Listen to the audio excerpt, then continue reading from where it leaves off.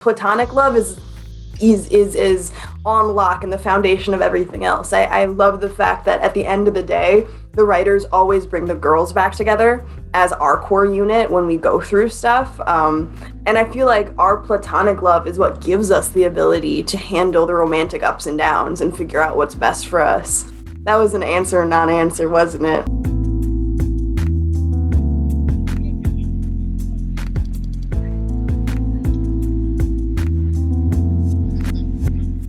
College, the 4 most transformative years of my young, impeccably dressed life.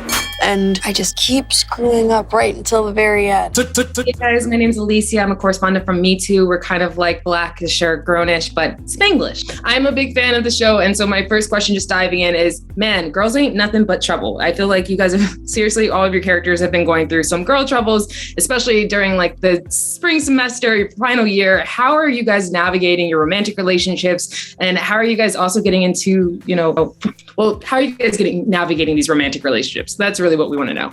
A day at a time. I say it's how you navigate anything. You got to just take it slow. Don't put too much pressure, but be honest with yourself and how you feel, and then react. A life in which you're constantly in pain or in constant confusion or constant agony you're not doing something right. So you got to start messing with the formula. I always say that, like, if these things where you're living, where you're talking to, it keeps producing this kind of thing, maybe you got to switch something up, even if it's food. Oh, I'm eating this and it makes me feel, you got to just kind of start playing with the formula and the combination. Is love real? Like, going into this season, we've kind of seen a lot of crazy hookups, fights, breakups. I just need to know, is love real? Is it attainable for us and our ladies this season? You're asking the good questions.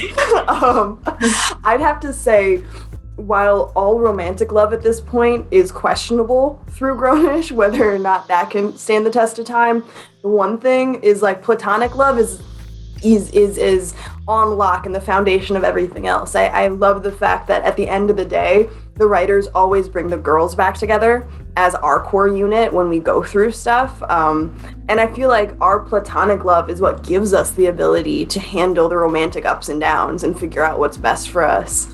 That was an answer, non-answer, wasn't it? I love that. And in living in the now, and I'm kind of throwing this question now to Diggy and to Jordan, we're seeing your guys' characters also kind of go through some of your own kind of internal self-reflections as the semester is ending. And I'm curious to know what's on the horizon for you guys leaving college. What's on the horizon for your characters as we're finishing college chapter? Yeah, I think Doug is trying to make sense of what he wants romantically. I think the vision has always been super clear for him. He's always been like a very militant guy, whether it's, academically or, with social injustice, whatever it is. And I think he just wants to stay on that path, all the while trying to navigate what he's going through socially. So it's like eyes on the prize, and let everything else fall into place. Yeah, Vivek seems like he's been on a bit of a cruise control through college, in the sense that, like, academically he's been fine. And then sure, he gets, whatever, in trouble with everyone else, he gets in trouble with the board and stuff like that. But it's like water off his back. He's going to figure it out. But through the rest of season 4, he's going to have to deal with some day-to-day stuff that will be affecting him in a way that he just can't let it roll off his back. And we're going to see emotions out of him that we really haven't seen.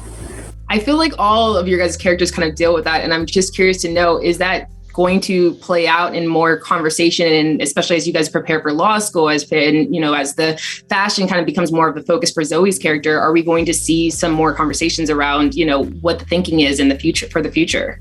I was just going to agree. It definitely, I think, is what shifts the stakes of this season that much higher, because beforehand, sure, there were some really big decisions, let's say for Nomi, for example, that had real world impact. But I think now is the first time you see everybody in the group realize, like, this is not a game. We can't be just messing around the way that we used to, but we're making decisions for the future. And I think this is where we all are trying to isolate what is super important to us, because I think we're watching the fact that all of our relationships that we've depended on as a friend group are going to shift. And so in that inevitable shift, are you going to take care of yourself? How are you going to maintain these relationships? Is a big question.